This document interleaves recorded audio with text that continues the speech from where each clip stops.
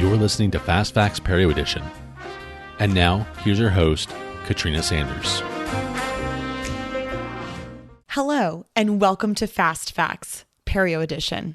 This week, we are looking at a novel mechanism, a very revolutionary, unique concept, an association that we are just now beginning to actively study. And that is this relatively new biological mechanism that we are calling the oral gut axis. The first thing I'm going to say is it is about darn time that we begin looking at that oral gut axis. First and foremost, it is certainly not lost on us oral healthcare practitioners that the mouth is a portal to the GI tract, the rest of the body, of course, but the GI tract quite specifically. We recognize that digestion begins in the oral cavity through both mechanical digestion, that's where we get that mastication, as well as chemical digestion or chemical breakdown. We know that if there is a dysfunction of the oral cavity, so that could be masticatory dysfunction. That could be, you think about our patients who are missing teeth or are in a transitional dentition where chewing food fully and swallowing a healthy bolus of food might be a challenge. Think about our patients who are maybe missing multiple teeth. You know, we're experiencing mesial drifting, super eruption, or tipping of the teeth. So that grinding motion or that masticatory function of chewing food and breaking it down to an appropriate mechanical level before we swallow it, where that becomes really important.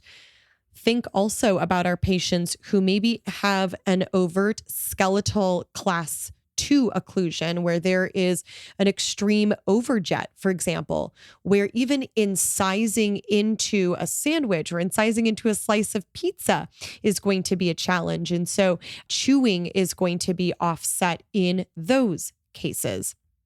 So we know that mechanical digestion becomes really critical. Through chemical digestion, we have salivary amylase. Salivary amylase is the very enzyme that begins to break down starches in the oral cavity. So we recognize that having appropriate occlusal function, masticatory function, as well as ample amounts of saliva to provide some of these enzymes to begin that chemical breakdown becomes important.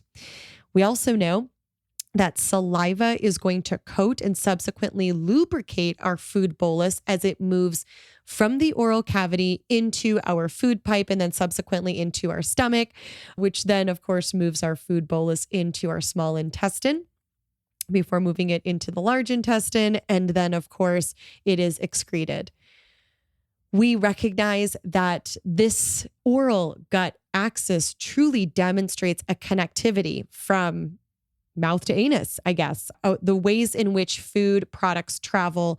And we know that the function of the oral cavity is going to provide some dynamic layers to how well our stomach is able to continue breaking down our food products, and then subsequently how our small intestine performs the absorption qualities of the food products that we've consumed.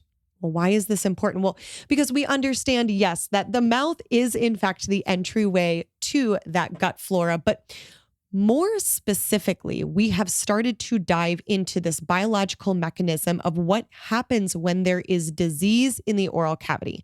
And how does that disease in the oral cavity potentially influence the rest of the gut? So through this oral gut axis, we have now begun to study this mechanism in which now we're beginning to see that oral bacteria, particularly periodontopathogen bacteria. So these are bacteria that are going to play a critical role in the advancement from a patient in a state of health to a state of periodontitis.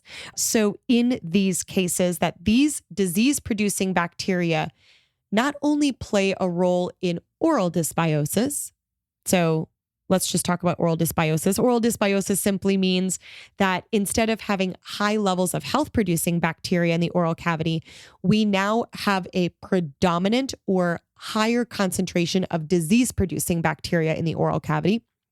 So when that dysbiosis occurs, or where we see more, as I like to say, more bullies on the playground than the nice kids. So when you see that dysbiosis or those disease-producing bacteria in the oral cavity, now we're seeing that same dysbiosis in the oral cavity now translocates to the gut microbiota. When bacteria of oral origin, pathogenic, disease-producing bacteria of oral origin are now swallowed and are translocated or move through the gut into that gut microbiota, it results in what's called gut dysbiosis pathology. Now, let's just take a pause here, because one piece that we know, and we probably didn't even learn this in dental or dental hygiene school, this is a relatively common understanding.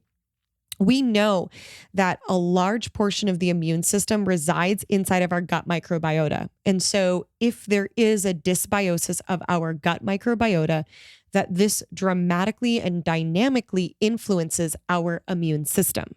Now, that is important because we recognize now that if a patient has periodontal disease, that periodontal disease is a chronic systemic inflammatory condition. And that chronic systemic inflammatory condition dramatically delays or declines our immune response. We saw this during COVID, that if patients had perio, that it meant that if they came in contact with the SARS-CoV-2 bug, that they in fact had a declined immune system already because of their perio condition. So now we're going to take this a step further. Now what we're recognizing is not only does periodontal disease drain that immune system, one of my favorite analogies is that the immune system is like a battery, and if you have too many things hooked up to it, it's going to drain it. So that chronic systemic inflammatory condition of periodontitis is in fact a drainer on our immune system. So we know that. But now we're beginning to understand, or rather identify, that if a patient in fact has a periodontal condition or high levels of periopathogenic bacteria, that these bacteria are now inducing a gut dysbiosis, which is now leveraging the development of disease pathology in the gut. We've started to see that these are starting to elevate risks of the development of specific systemic manifestations like diabetes, atherosclerotic disease, rheumatoid arthritis, and inflammatory bowel disease. So it's worth it to say, or rather, it is appropriate to identify that if we can identify patients who are demonstrating signs of a bacterial gut imbalance, that this could likely mean, first and foremost, that the patient's periodontal condition may have contributed to this. And what's more, that if these patients experience some of these signs, stages, or symptoms, that these could be an indicator of high levels of disease-producing bacteria in the oral cavity. This is what we're starting to call that mouth-gut connection. So here are some of the signs, and this is from a lecture that I deliver on the human microbiome story. Here are some of the common signs of gut bacteria imbalance as outlined by our GI specialists. So the first is if your patient is reporting frequent stomach issues. So some of us in our medical histories will ask the patient some of these symptomatic observations like discomfort, gas, bloating, constipation, diarrhea, and heartburn. So if our patient is already notating those indicators, that's a pretty strong sign that the patient has a gut bacteria imbalance. But it can be other things like chronic fatigue, which impacts about half of those individuals who have a condition called IBS, generalized insomnia, food intolerances. So think about your patients that will indicate on their medical history, or maybe would put in the allergies section about some of their food intolerances.